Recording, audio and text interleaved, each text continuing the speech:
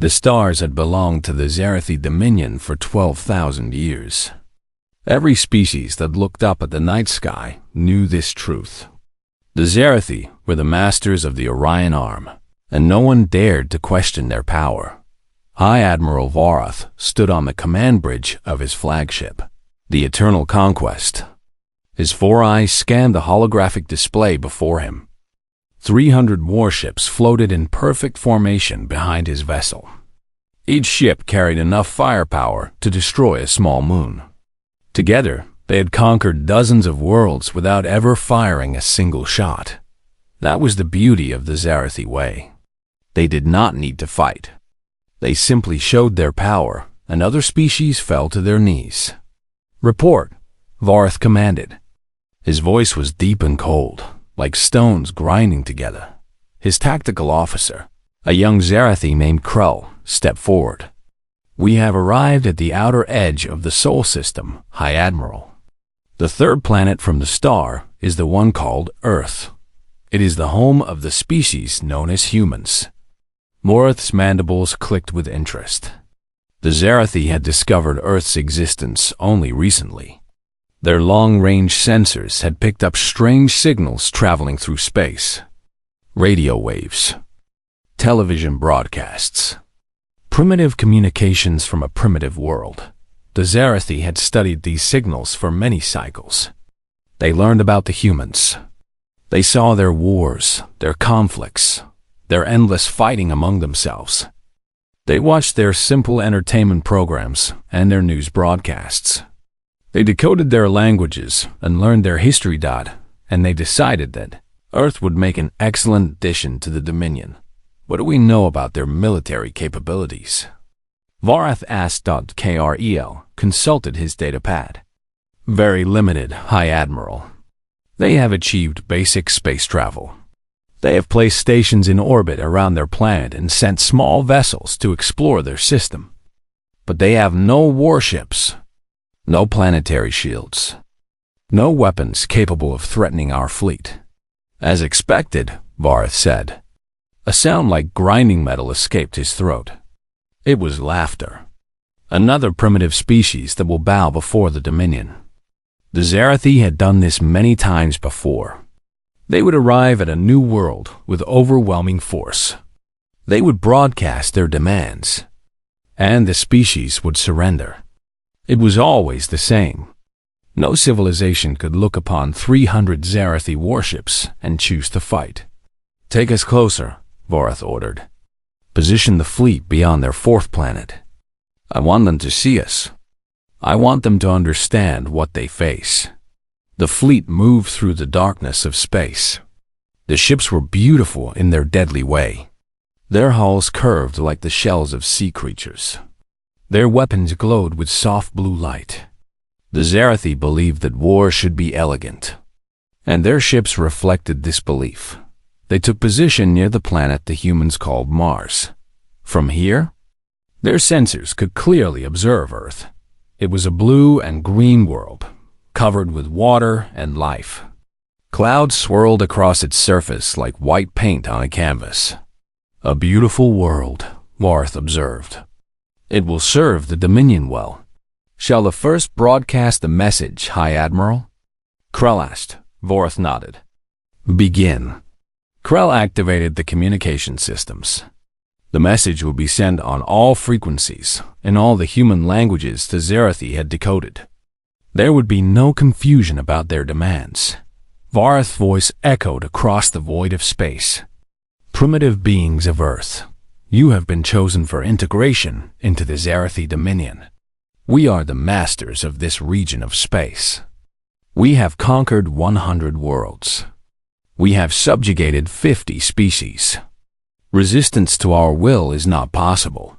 He paused, letting his words sink in. "You will send your leaders to negotiate the terms of your submission. You will provide tribute to the Dominion. You will serve our purposes. In return, you will be allowed to continue existing. This is generous. Many species have not received such kindness." Another pause. "You have 1 planetary rotation to respond. If you do not respond, We will assume you have chosen to resist. The consequences of resistance are severe. Do not test our patience." The message ended. Vorath leaned back in his command chair, satisfied with his words. They were the same words he had spoken to many species before. They always worked. "Now we wait," he said. The waiting was always the most interesting part. Some species responded immediately, falling over themselves to surrender. Others took longer, their leaders arguing among themselves about what to do. But they all reached the same conclusion in the end. One day passed. The Zarathi fleet held its position. No response came from Earth. Vorath was not worried. The humans were probably in chaos. Their governments were likely fighting with each other about how to respond. Their people were probably panicking in the streets. This was normal behavior for primitive species. 2 days passed. Still nothing. Krell approached the High Admiral with concern on his face. Perhaps they did not receive the message? "They received it," Vorath replied. "Our sensors show increased activity on their planet. Their communication networks are filled with talk of our fleet. They know we are here. Then why do they not respond?" Vorath did not have an answer. This was unusual. Most species responded within hours, begging for mercy. The humans were taking their time. On the third day, a message finally arrived. It was simple. Just text, no video or audio. Message received. Delegation en route. Ata, 6 hours. Please hold position for visual confirmation of your fleet. Vorath read the message several times. Something about it bothered him, but he could not identify what. The words were polite. Almost too polite. There was no fear in them. No begging.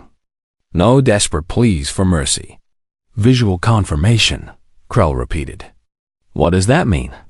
They want to see our fleet with their own eyes, Vorath said. They want to count our ships. To assess our strength. Why would they need to do that? Our sensors show they have no military vessels in space. Vorath's mandibles clicked slowly. Perhaps they want to know exactly how hopeless their situation is. Perhaps they need to see our power before they can accept their defeat. That makes sense, High Admiral. Prepare for their arrival. I want all ships at full readiness. All weapons powered. All shields raised. Let them see the full might of the Zarathi Dominion. The fleet prepared itself. 300 warships arranged themselves in a perfect crescent formation. Their hulls gleamed under the distant light of the human sun. Their weapons glowed with deadly energy. Vorath stood on his bridge, ready to receive the human delegation. He imagined frightened diplomats arriving in a small, primitive shuttle. He imagined them trembling at the sight of his fleet. He imagined them offering anything to save their world. He was prepared for everything. Everything except what actually happened. 6 hours later, the humans arrived. And everything Vorath thought he knew about the universe changed forever. The first warning came from the sensor officer. His voice cracked with confusion. High Admiral, I am detecting an energy buildup behind our fleet. Vorath turned from the view screen. Behind us? That is impossible. There is nothing behind us but empty space. The readings are clear, sir. Something is happening. The energy levels are rising fast. Very fast. Before Vorath could respond, alarms began screaming across every ship in the fleet. Red lights flashed. Officers shouted warnings to each other. The calm and ordered bridge of the Eternal Conquest became a place of chaos. What is happening? Vorath demanded that the answer came not in words, but in light. Behind the Zarathi fleet, space itself began to tear apart. It was not the gentle shimmer of a hyperspace portal. It was not the soft glow of a warp bubble. It was a violent rip in the fabric of reality. A wound in the universe that burned with impossible energy. Every Zarathi who saw it felt fear for the first time in their lives. From the wound came a ship. Vorath's 4 eyes went wide. His mandibles hung open. His body froze as his brain tried to understand what he was seeing. The human vessel emerged from the breach like a monster rising from the deep ocean. It came slowly, deliberately, as if it wanted everyone to see every detail in its massive form. The light from the wound reflected off its hull, casting strange shadows across the Zerathi fleet. "Size estimate," Voreth whispered. His voice had lost all its strength. Krell checked his instruments 3 times before answering. His hands were shaking. 40 kilometers, High Admiral. The human ship is 40 kilometers long. 40 kilometers. Voreth's flagship, the Eternal Conquest, was 2 kilometers long. It was the largest ship the Dominion had ever built. It was a symbol of Zerathi power and engineering excellence. The human ship was 20 times larger, but size was not the only difference. Voreth studied the vessel as it took position before his fleet. The Zerathi built their ships to be beautiful. Elegant curves, smooth surfaces, artistic designs that showed the refinement of their civilization. The human ship was ugly. There was no other word for it. It was a brutal block of metal, covered with weapons and armor. Railgun batteries lined its sides like teeth in a predator's mouth. Missile silos dotted its surface like scales on a lizard. Its hull was thick and scarred, designed not for beauty but for survival. This was not a ship built by artists. This was a ship built by creatures who understood violence as a way of life. "Armor analysis," Voreth ordered. His voice was still weak. The tactical officer ran his scans. His face grew pale.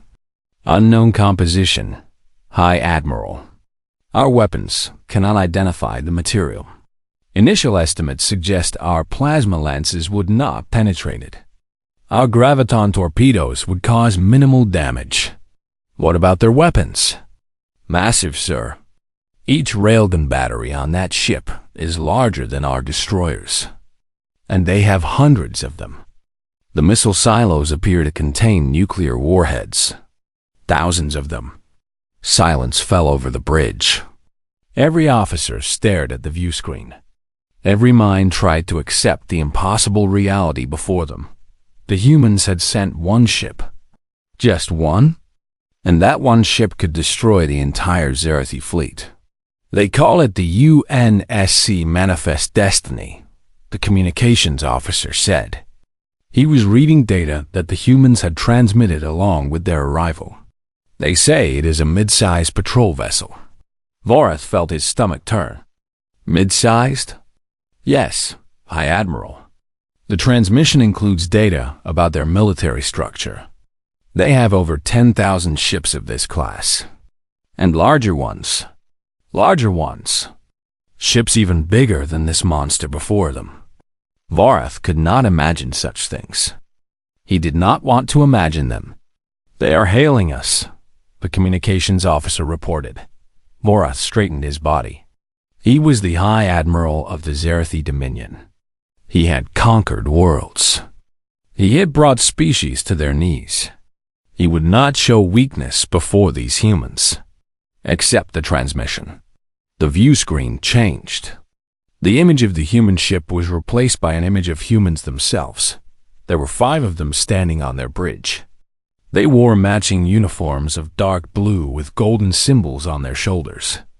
They stood straight and confident, like soldiers who had seen many battles. At their center stood their leader.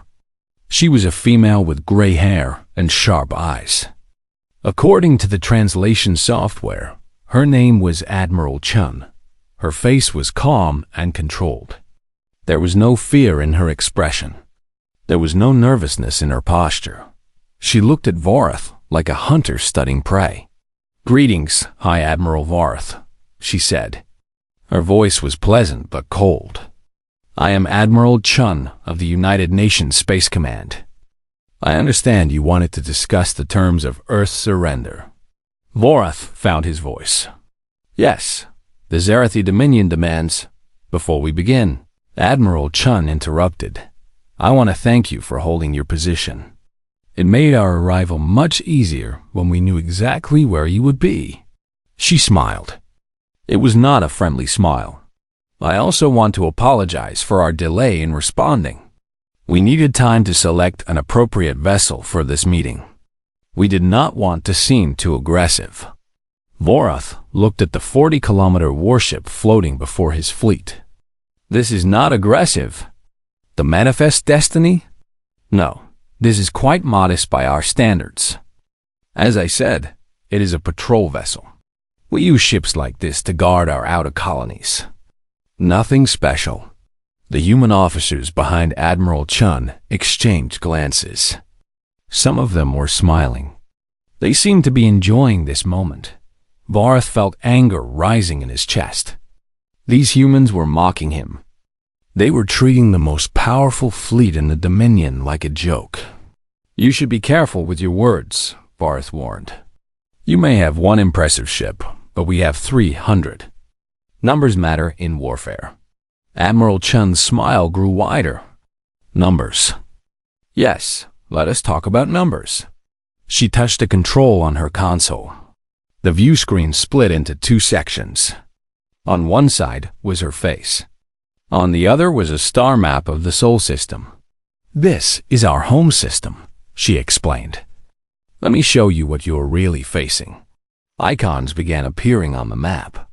First around Earth, then around their moon, then around their other planets.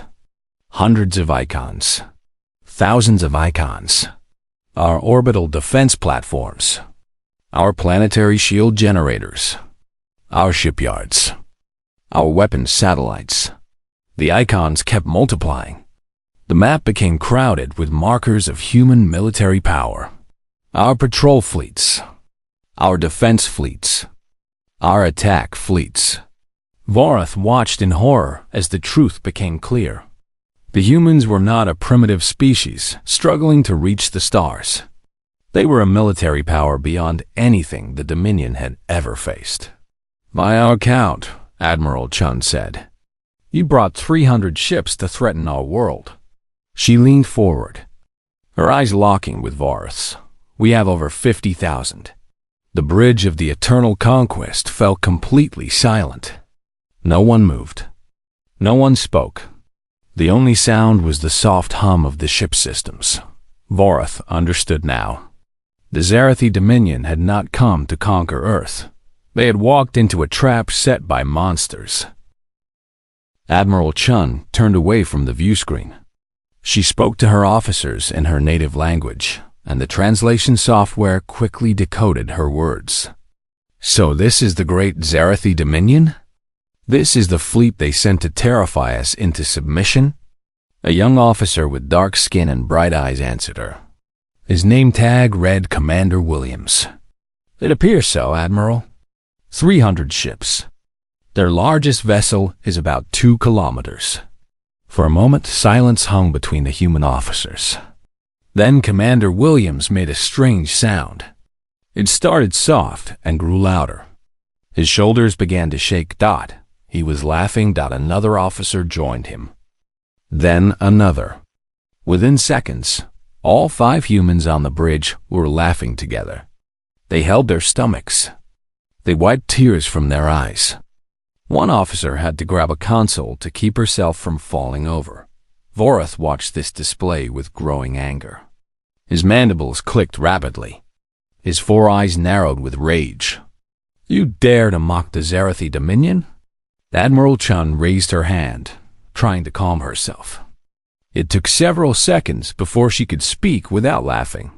"Forgive us, High Admiral. We mean no disrespect. It is just..." She paused to take a breath. "We expected more. Much more. Your expectations are not our concern. The Dominion has conquered 100 worlds. With ships like these?" Commander Williams interrupted. He was still grinning. "How? Did the other species simply die of embarrassment?" More laughter from the human officers. Vorath felt his anger turning into something else. Something he had never felt before. Uncertainty. "I do not understand your reaction," he said slowly. No species has ever laughed at a Zarathi fleet. Every world we have visited has surrendered at the sight of our power. Admiral Chun's laughter faded. Her expression became more serious, though amusement still danced in her eyes. And that is precisely the problem, High Admiral. You have only faced species who surrendered easily. You have never met a species that knows real war. She walked closer to the view screen. Her boots clicked against the metal floor of her bridge. Every step was confident and controlled. "Do you know why we took 3 days to respond to your message?" she asked. Vorath did not answer. It was not because we were afraid. It was not because our governments were fighting about what to do. It was because we were laughing. For 3 days, our entire planet was laughing at you. She let those words sink in. When your message arrived, it was broadcast on every news channel. Every human on Earth saw it. And do you know what they said? They said, "That is it? That is the scary alien invasion? 300 ships?" Some people threw parties. Some made jokes. Some created funny images and songs about the mighty Zarathi Dominion. Vorath's anger was fading. In its place came a cold feeling of dread. "Your fleet is a joke to us," Admiral Chun continued. "Not because we are arrogant. Not because we are foolish. But because we know what real military power looks like. We have built it ourselves." She touched her console again. New images appeared on the shared screen. They were images of human ships. "This is a destroyer, 10 kilometers long. We have 5,000 of them." The image changed. "This is a cruiser, 25 kilometers long. We have 3,000 of them." Another change. "This is a battleship, 60 kilometers long. We have 500 of them." Another change. Vorath felt his heart stop. "And this is a dreadnought, the UNSC Wrath of Terra, 120 kilometers long. We have 50 of them." The ship on the screen was beyond anything Vorath could imagine. It was not a vessel. It was a flying city, a moving fortress, a weapon of impossible scale. "You sent 300 ships to threaten a planet that can build vessels like this," Admiral Chun said. "Can you understand now why we laughed?" Vorath could not speak. His mind was still trying to process what he was seeing. The Zarathi had believed themselves to be the greatest military power in the galaxy. They had ruled for 12,000 years without challenge, and in a few minutes, humans had shown them how wrong they were. "How?" he finally managed to say. "How does a species so young build such things?" Admiral Chun's expression changed. The amusement faded completely. What replaced it was something darker, something colder. "Practice," she said simply. She nodded to Commander Williams. He pressed a button on his console. New images appeared on the screen. These were not images of ships. They were images of human history. "This is what we call World War I, Admiral Chun explained. It happened about 200 years ago. 20 million humans died. We used machine guns, poison gas, and explosives. We killed each other in trenches filled with mud and blood. The images were horrifying. Bodies piled on top of bodies. Cities reduced to rubble. Soldiers with missing limbs and empty eyes. 20 years after that war ended, we started another one.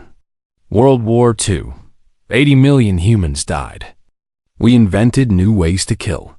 Better ways. Faster ways. More images. Burning cities. Mushroom clouds rising into the sky. Mass graves stretching to the horizon.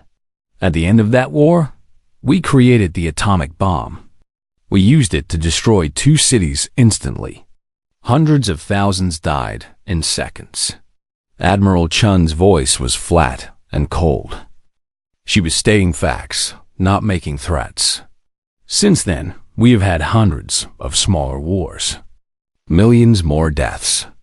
We have created biological weapons that can kill entire populations. chemical weapons that can poison continents, nuclear weapons that can crack planets. She stepped even closer to the view screen, her eyes locked with Varth's. You have conquered 100 worlds, High Admiral. You have made 50 species bow before you. But you have never faced a species that has spent its entire existence learning how to kill itself. Varth finally understood. The humans were not a peaceful species that had been caught unprepared. They were a species of warriors, a species that had been at war since the beginning of their history, and when they looked at the stars, they did not see wonder and beauty. They saw potential battlefields. We stopped fighting each other 50 years ago, Admiral Chun said. We united our world under one government. And do you know why we did that? Varth shook his head slowly. Because we knew that eventually something like you would come. An alien threat. An enemy from the stars. And we wanted to be ready. She smiled again.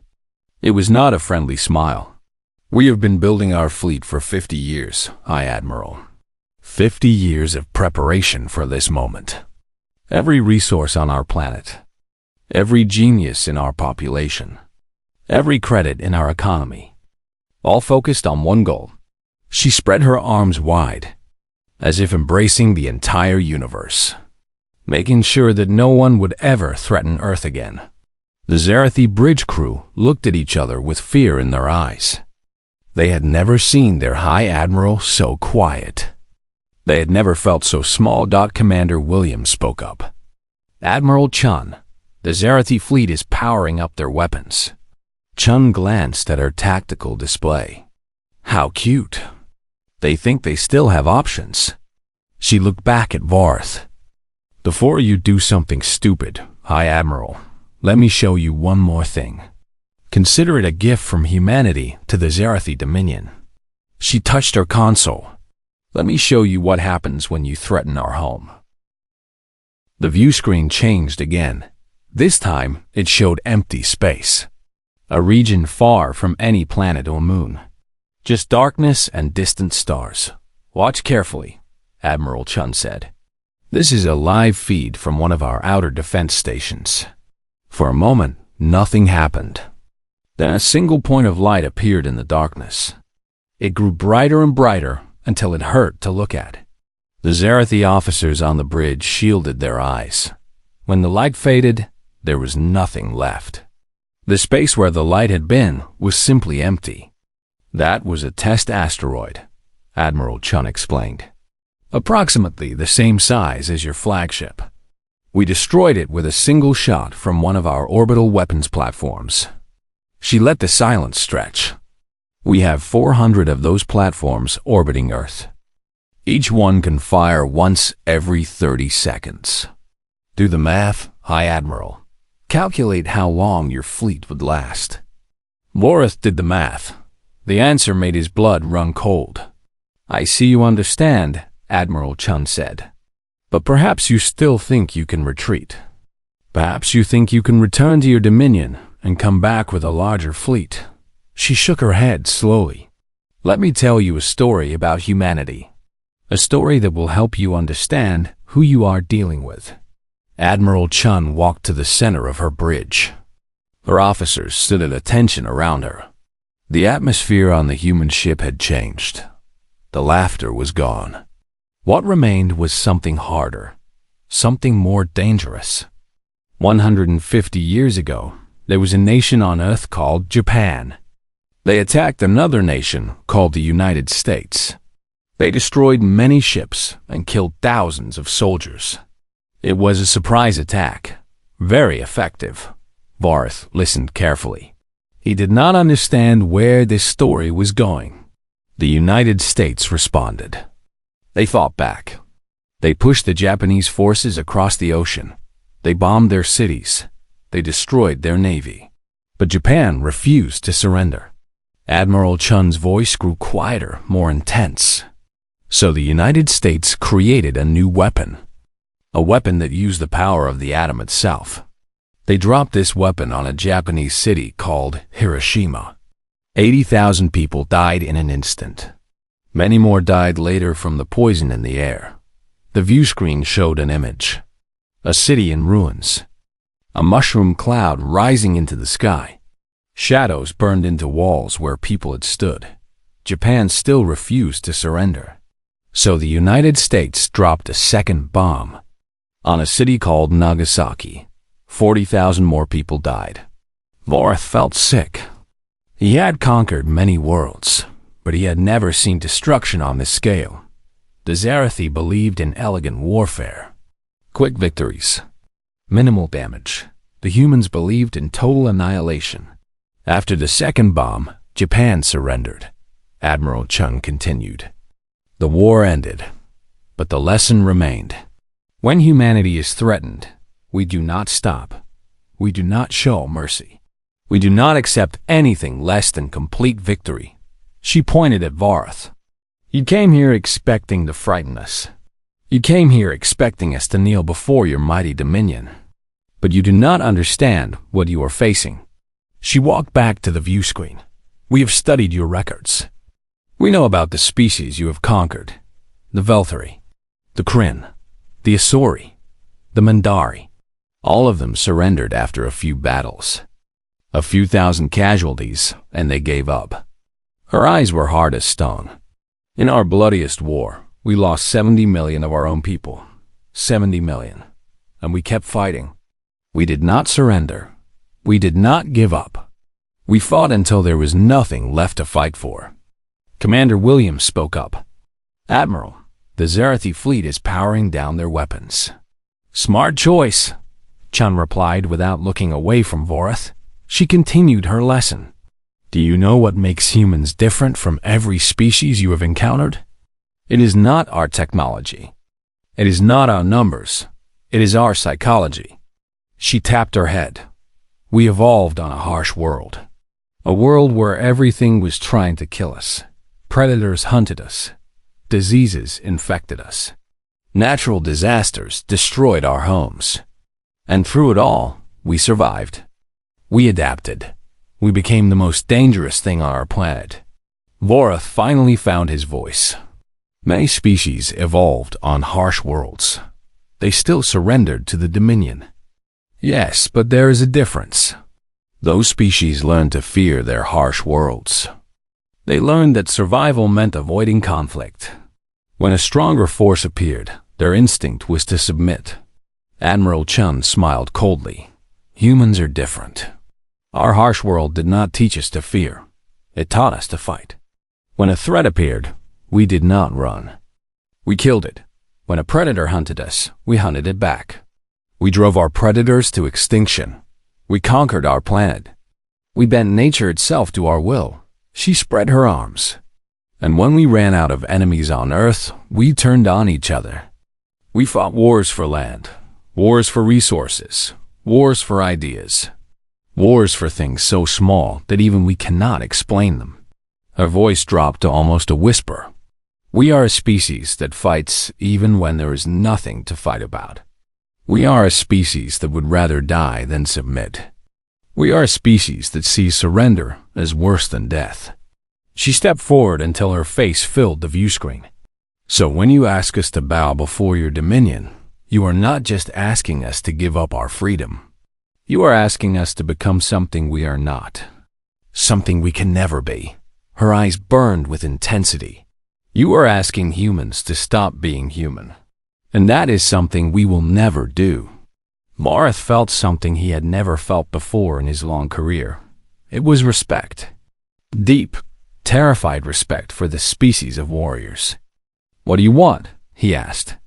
His voice was quiet and defeated. Admiral Chun stepped back. Her expression softened slightly, though her eyes remained cold. I want you to leave our system. I want you to return to your dominion. I want you to tell your leaders exactly what happened here today. She paused. And I want you to deliver a message. Can you do that, High Admiral? Vorth nodded slowly. I can. Good. Here is the message. Admiral Chun stood straight and tall. Her officers stood behind her like statues of ancient warriors. Earth is not available for conquest. Not today. Not tomorrow. Not ever. If anyone approaches our system with hostile intentions, they will be destroyed. No warnings, no negotiations, no mercy. She leaned forward. We do not want war. We have had enough war to last us forever. We want to explore the stars in peace. We want to meet other species and learn from them. We want to build something better than what we had on Earth. Her voice hardened.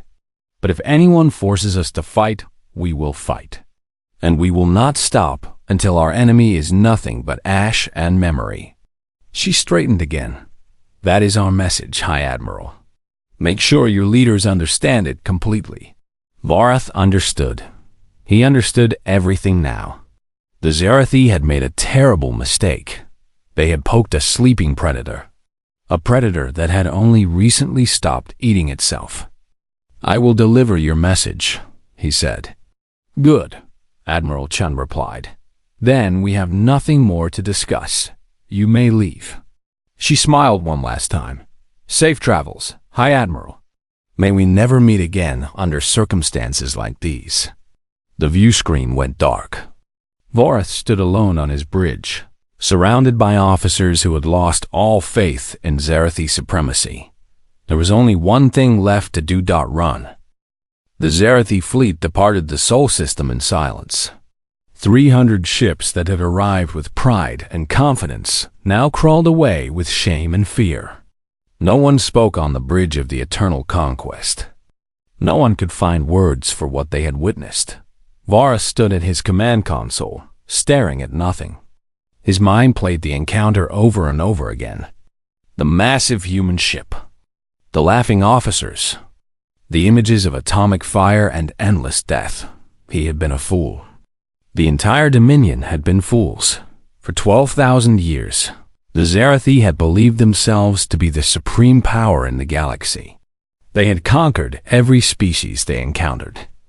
They had built an empire that stretched across countless star systems. They had thought themselves invincible, but they had never met anything like humanity. Krell approached cautiously.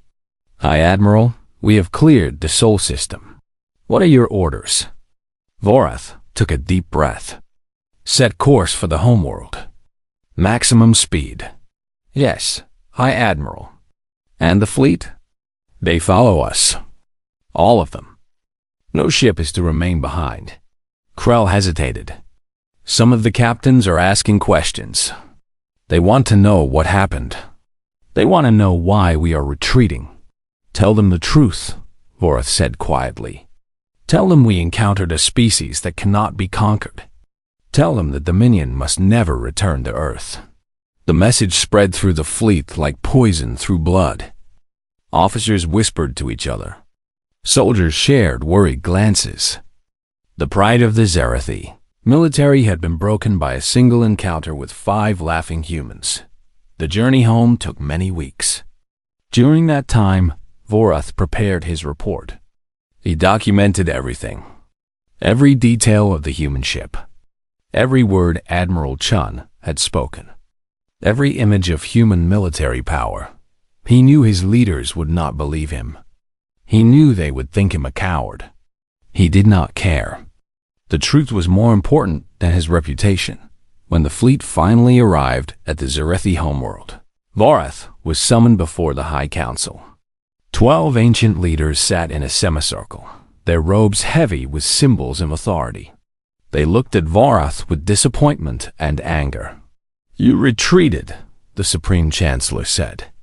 You had 300 ships. The most powerful fleet in Dominion history, and you retreated without firing a single shot. Vorath bowed his head. I did, Supreme Chancellor. Explain yourself. Vorath activated his datapad. The holographic display showed everything he had recorded.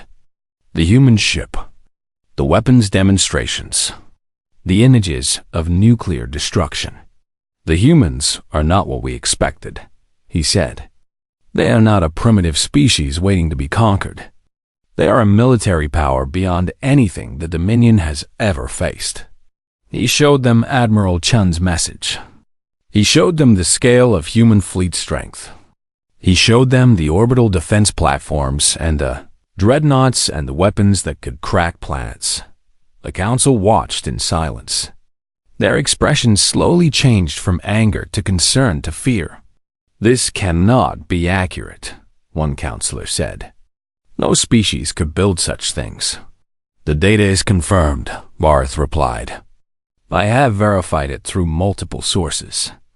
The humans are exactly as dangerous as they appear. Then, we must destroy them before they become a threat," another counselor suggested. "Send a larger fleet.